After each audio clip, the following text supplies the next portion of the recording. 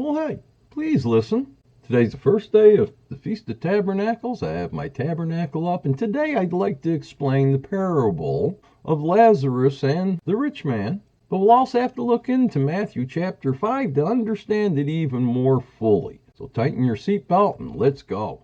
Now, please do read all of Luke chapter 16. But here in verse 17, it starts saying, "And it is easier for heaven and earth to pass away than for one tittle of the law to fail." And down here is the parable of the rich man and Lazarus. However, here in Matthew, or Matthew 5:17, it shows, "Do not think that I came to destroy the law or the prophets. I did not come to destroy, but to fulfill." And he further saying, "For assuredly I say to you, till heaven and earth pass away, one jot or tittle will by no means pass from the law till all is fulfilled."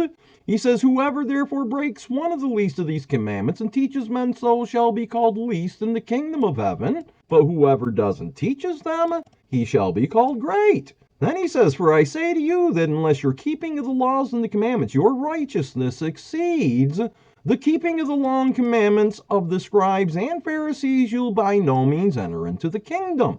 Now notice, he's speaking of the Pharisees that I believe is shown clearly here in Luke chapter 16.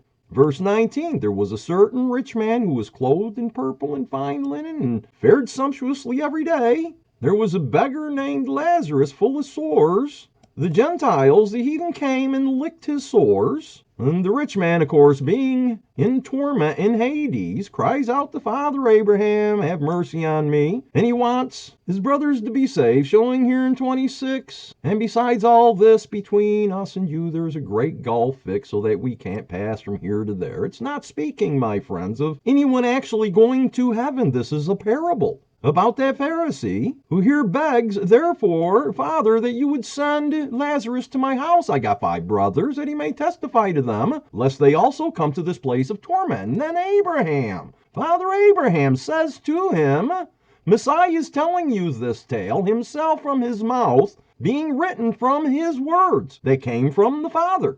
They have Moses and they have the prophets, let them hear them. But the Pharisee says, "No, Father Abraham. But if one goes to them from the dead, they will repent." And this is Messiah again speaking, saying to them, "If they do not hear Moses and the prophets, neither will they be persuaded, though I rise from the dead." And what is righteousness, my friends? Deuteronomy 6:25. "Then it will be righteousness for us if we are careful to observe, to keep all these commandments before our Father as he has commanded us." Bye.